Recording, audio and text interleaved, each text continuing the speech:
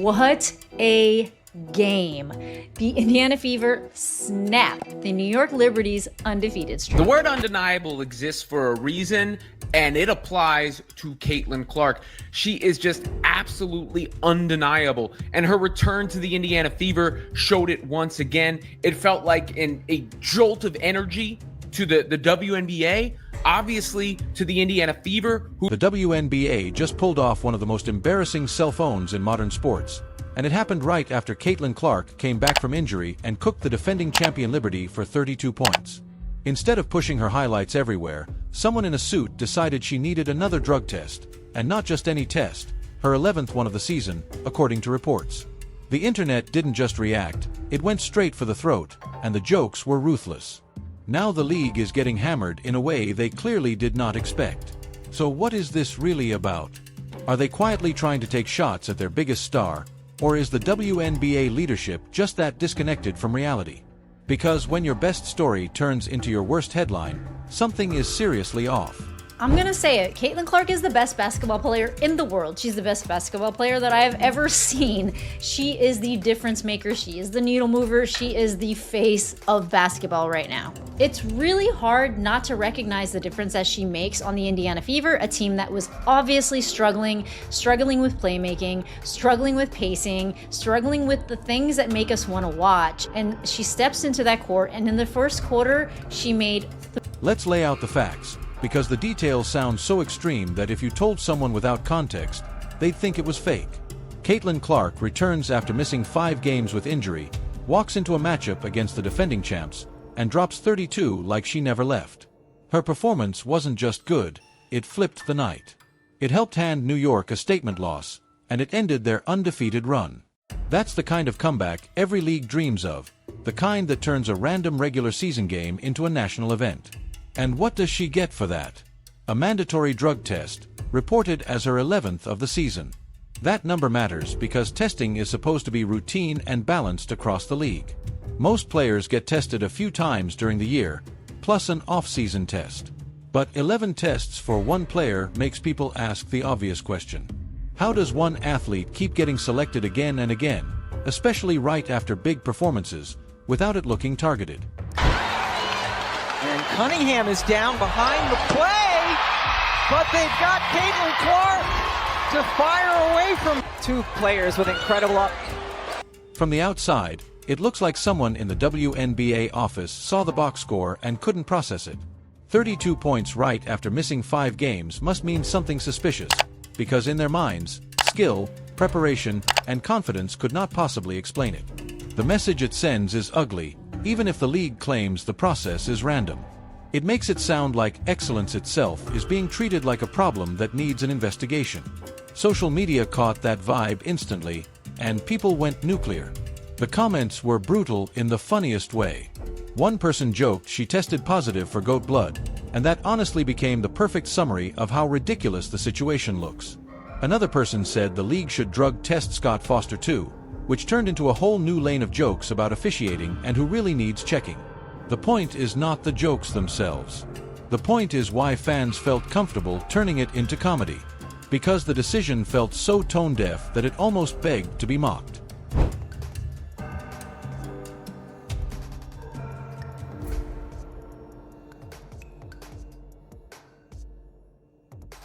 But the best reaction might be the one that said they should skip the drug test and do a DNA test instead, because after what Caitlin did, it didn't look human.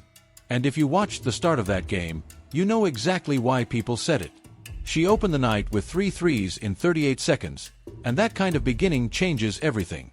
It forces defenders to panic, it forces coaches to burn adjustments early, and it turns the entire building into noise.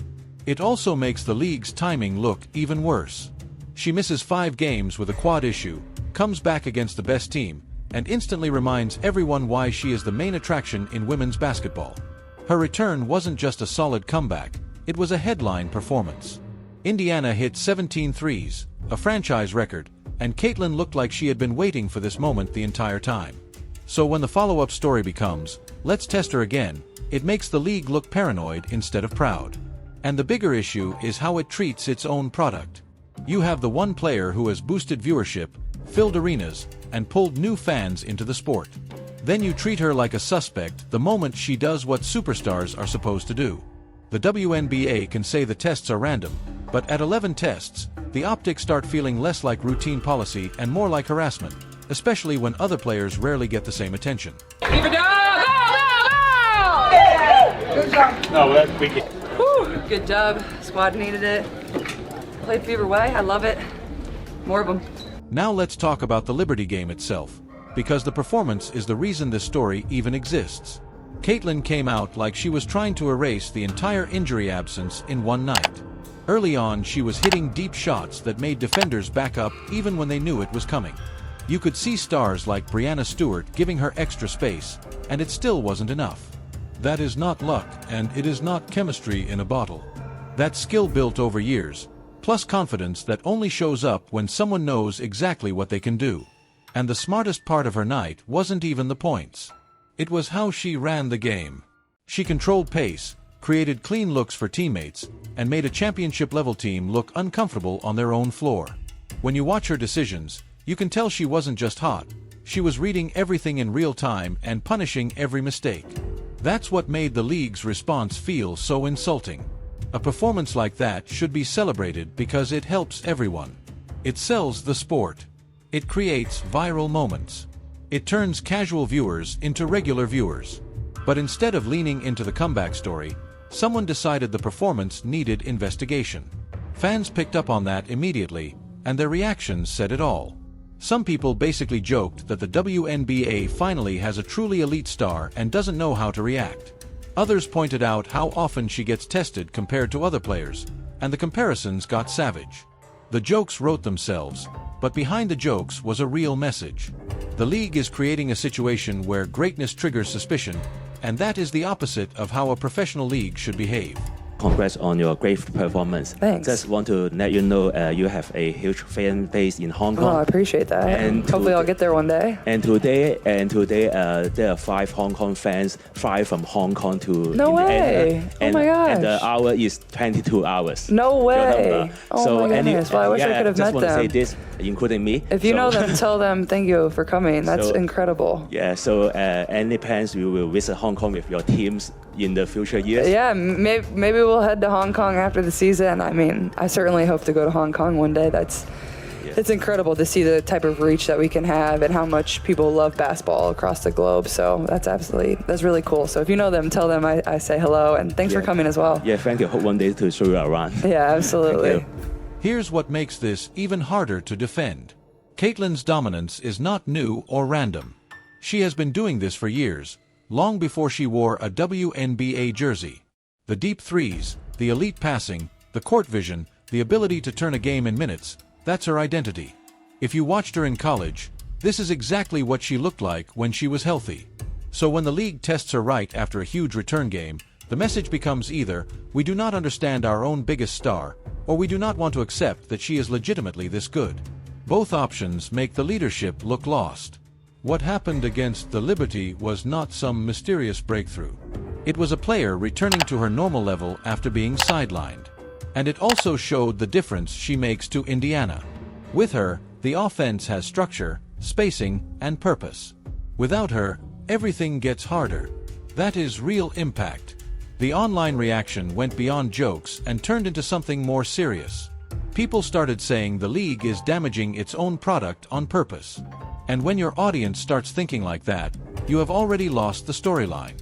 In every other major sport, when a superstar explodes in a big moment, the league turns it into marketing. The highlights run all week. The talk shows build segments. The social media accounts post everything. That's how you grow. The WNBA instead made the comeback feel like a controversy, not a celebration. And that ties into a larger identity problem. They want the attention, but when they get it, they handle it like they are uncomfortable with it. When one comment says she has been tested more times than she has been properly promoted by the league, it hits because it feels true to many fans. The WNBA should be treating her performances like gold, not like evidence. 7. And the numbers make the situation look even worse. If the standard is a few tests for most players, then 11 for one athlete is not just unusual. It looks extreme. People can argue about the selection system, but regular fans don't care about internal policy language. They care about what it looks like. And what it looks like is a league repeatedly singling out its most valuable player, especially after big nights. That is why the random explanation stops working in the court of public opinion. The probability argument is also where people start getting louder. Fans see one player tested far more often than the rest, and they assume intent. Right or wrong, that assumption becomes the narrative. The worst part is what it does to the comeback story. Caitlin returns from injury, plays like a star, creates a huge moment for the league, and then the headlines shift toward drug testing and possible harassment. That is a public relations disaster that didn't need to happen. It also insults the work behind the scenes. Recovery from injury takes serious discipline, rehab, training, and patience. Suggesting that the result is chemical help is disrespectful to the athlete and to the people who helped her return safely. Online, the jokes evolved fast into full-blown mockery of league leadership, and it kept spreading because it felt like the league handed fans an easy target. Meanwhile, other players struggle to hit open shots and nobody questions anything. So the message becomes, being great is suspicious, being average is normal. That is a backwards incentive for a league trying to grow. The business side makes it even more confusing. Caitlin Clark has been a massive driver of ratings, tickets, and merchandise. She is the player casual sports fans recognize. She is the reason many new viewers even know what time WNBA games are on. So when the league creates a story that makes her look like a suspect instead of a star, they are basically investigating their own success. It is like they found the answer to a problem they have had for years and then decided to question the answer instead of building around it. Media coverage of the situation has been harsh, and fans have rallied around Caitlin even more because people hate seeing a star treated unfairly. That creates an us versus them feeling where the audience starts rooting against league decisions, and that is dangerous. It also sets a bad example for the future. If young players believe that dominating games will bring extra scrutiny, it sends the wrong message about what excellence earns in this league. The most frustrating part is that this story has overshadowed the basketball. Instead of everyone talking about her comeback performance, the record threes, and the statement win, the conversation became drug tests and optics. The WNBA turned a perfect moment into a mess, and that should never happen. So what do you think this is? Bad luck, bad leadership, or something deeper? Drop your take, and if you think the league owes Caitlin an apology, say it out loud.